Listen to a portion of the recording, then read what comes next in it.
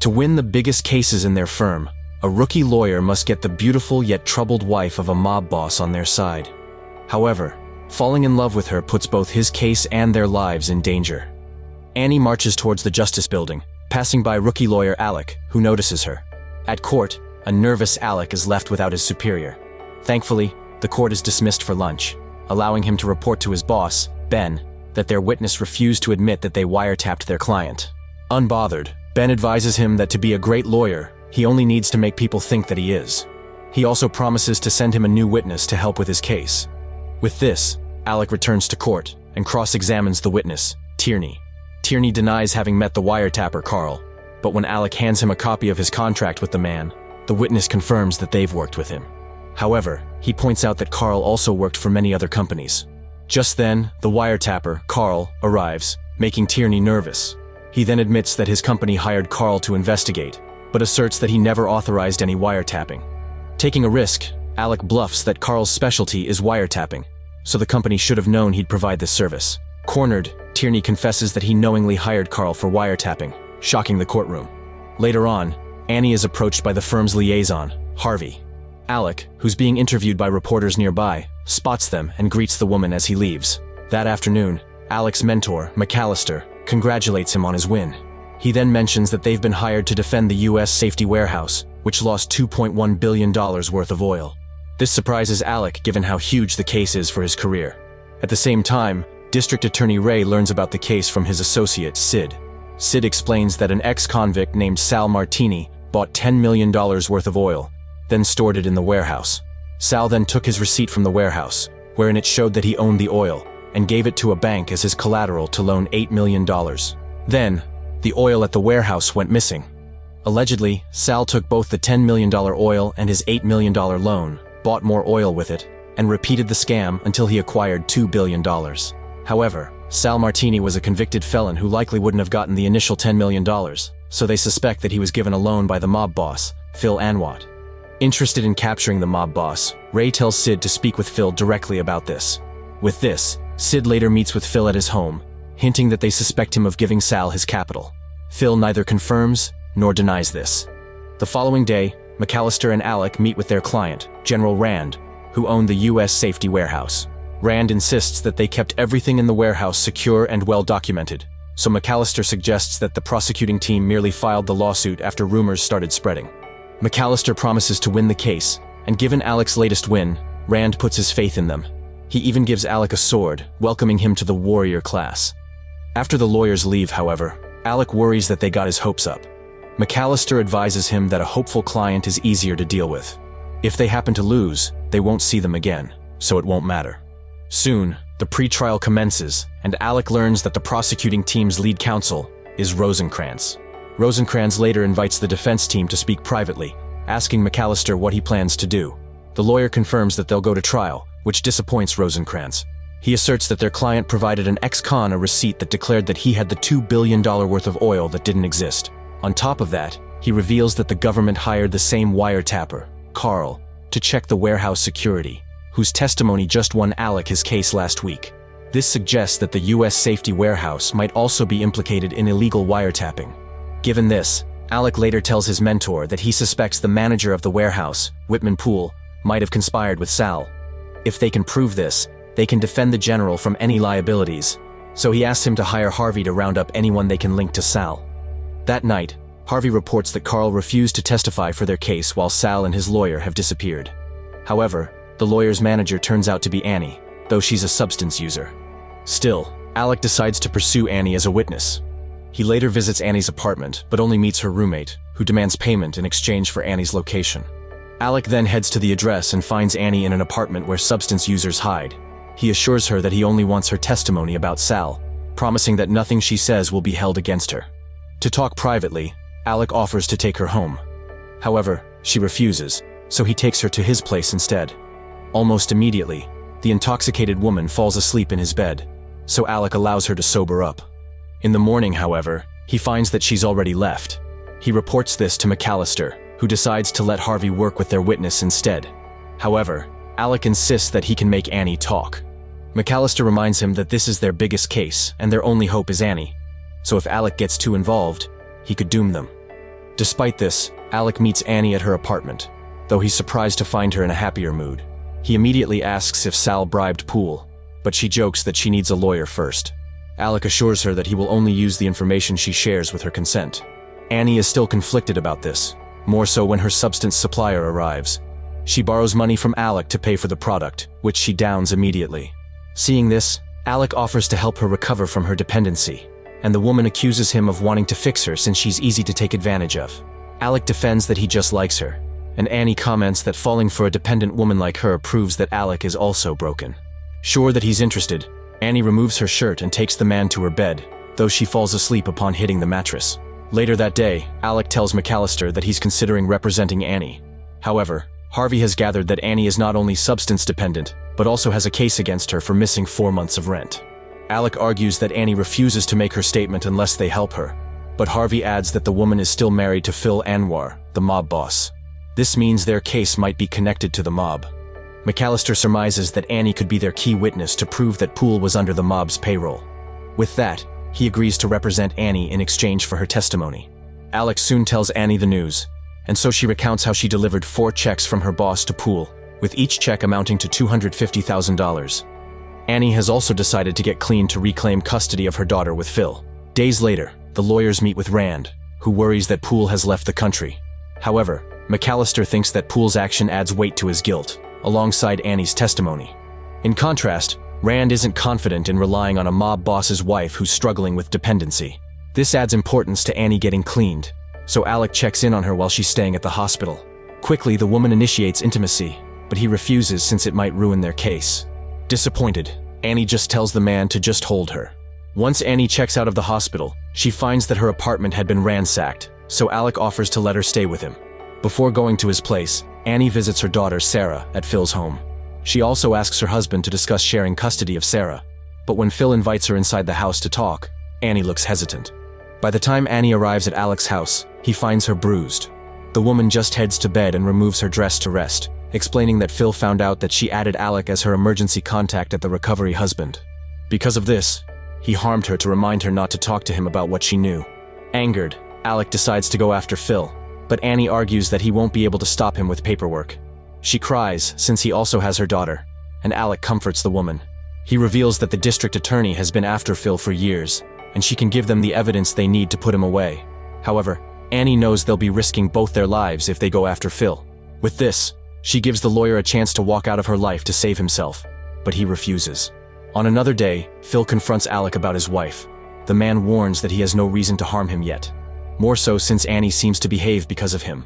However, once Phil wants Alec gone, it'll be easy for him to do so. As for Annie, he only needs to give her some substances, and she'll fall back. Concerned, Alec returns home and finds the woman gone, leaving evidence that she used Phil's gift. Fortunately, Annie returns that night. She spends time feeling guilty in the shower before facing Alec about her relapse. He asks when she started using substances, and she admits that Phil led her to it. She found comfort in it, and kept turning back to the illicit materials whenever life hit her hard. Now, she'd do anything to use, so Annie warns Alec from staying with her. As if to prove her desperation, she starts kissing him, but the man pins her to the wall. However, he soon gives in, leading to their first night together. Alec then signs her up to another recovery facility the next day before meeting with Ben and McAllister. Ben tells them that Poole returned and claimed that he only fled due to fear of being blamed. Just then, the general calls, so McAllister assures him that they still have Annie to testify. After the call, however, Alec reveals that Annie is back in recovery, which might make her an unreliable witness. He also admits that her relapse might have been because of him, and McAllister castigates him for getting involved with the woman.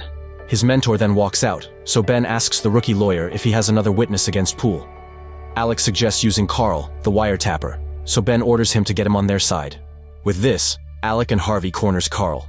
Harvey assumes that Carl is scared to testify against the mob, so he hints that they can pay him to be their witness. Interested, Carl mentions that Phil was running the oil scam with Poole on his payroll. He knows this because he's been investigating them under District Attorney Ray's orders. Unbeknownst to him, Harvey is recording their conversation, giving them evidence to implicate both Phil and Ray. With new evidence giving them hope, Alec becomes more open with his relationship with Annie as he visits her in the facility. However, he soon learns that McAllister got into a car accident after being drunk while driving. At the same time, Phil visits Annie, asking her to return to him. He promises that their relationship can be on her terms and that he'll stop being violent towards her. However, he doesn't make the same promise for Alec, threatening his life if Annie doesn't go with him. Because of this, when Alec arrives to visit her, Annie has already left with Phil. He soon finds Annie with her daughter at a park, though she's kept under guard.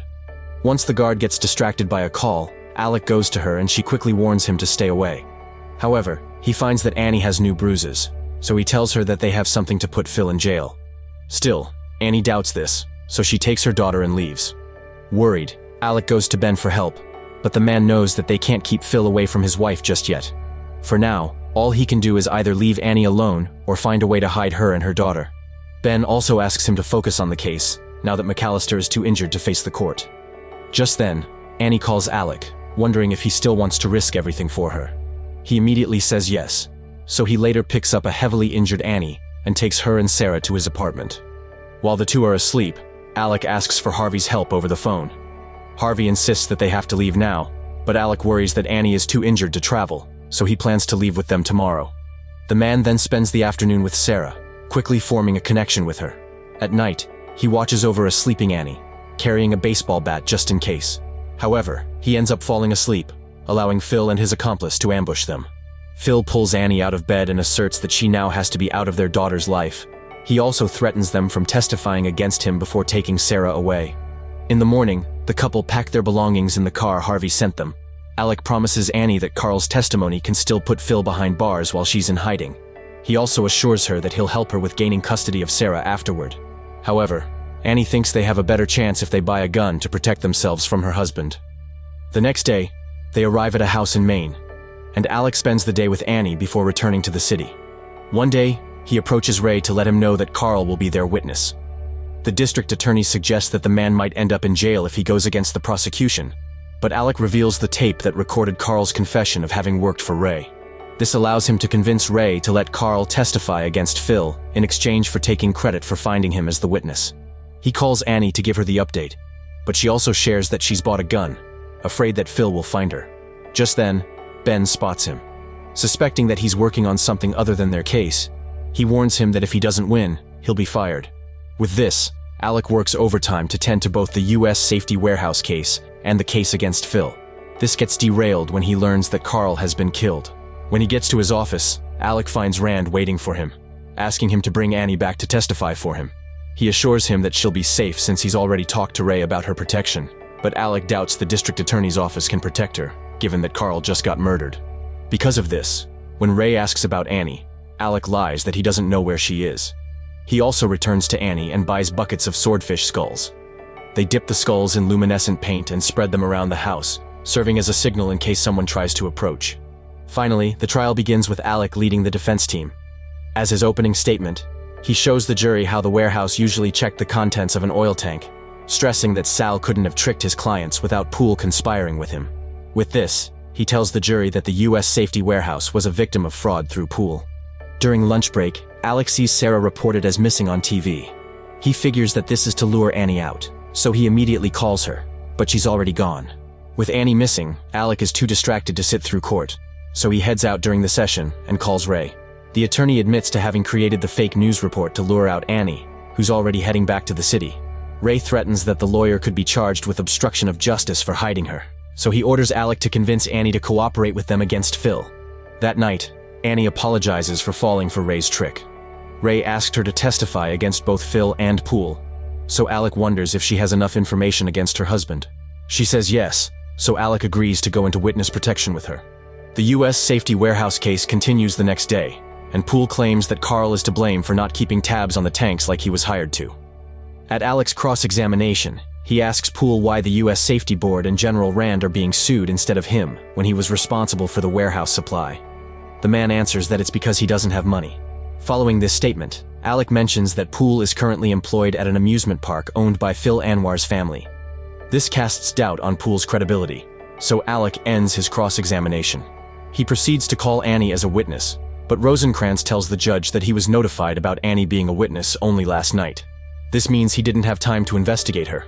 However, Alec defends that Annie is a government witness whose protection was only approved last night. With this, the judge allows Annie to testify. Annie takes the stand, and, at Alec's encouragement, She first comes clean about their relationship. She then confirms that she met Poole when she delivered an envelope to him from her employer, Sal's lawyer, 2 years ago. She recounts that she told Poole she knew what was inside the envelope, and that she was Phil Anwar's wife. She also recalls that Poole boasted about depositing the $250,000 check into a Swiss bank account. She then delivered 3 further checks, so in total, Poole received $1 million. The money paid to Poole was then reimbursed by her husband, Phil. With his guilt revealed, Poole storms out of the courtroom, but Harvey quickly captures him. His actions prove his guilt, so the following day, Harvey calls Alec to congratulate him on winning the case. However, Phil was given a deal to postpone his arrest and trial to get his affairs in order.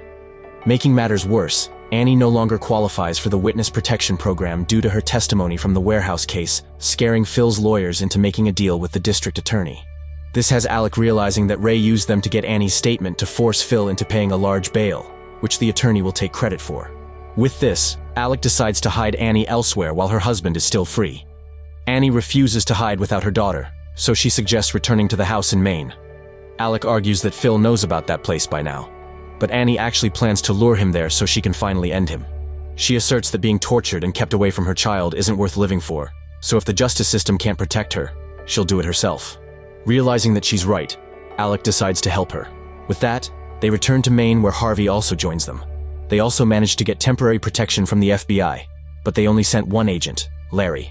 Not taking chances, Alec and Annie spend the night together, armed and ready for a fight. Soon, they hear someone coming to their door, but it's only Sarah, declaring that her father took her there. Just then, they hear a gunshot from afar, so Annie convinces her daughter to hide while they investigate. Immediately, they find Larry dead before they come face to face with Phil. The men aim their guns at each other, so Alec offers to fight Phil hand to hand. Confident, Phil accepts, so the men put their guns down before the mob boss leaps to Alec with a blade. Seeing that he's only armed with one of the swordfish skulls, Phil moves to attack, only for Alec to stab him with the sword from General Rand, which he also coated with the luminescent paint. This finally ends the life of Annie's husband. Police soon arrive, and Annie quickly checks on her daughter, confirming that she's safe. Meanwhile, Alec finds that Harvey had also won his gunfight with Phil's bodyguard. With their troubles finally over, Alec and Annie eventually make the house in Maine their home where they raise Sarah together as a family. Subscribe to watch more videos like this, turn on notifications and leave a like to help the channel out. Thank you for watching.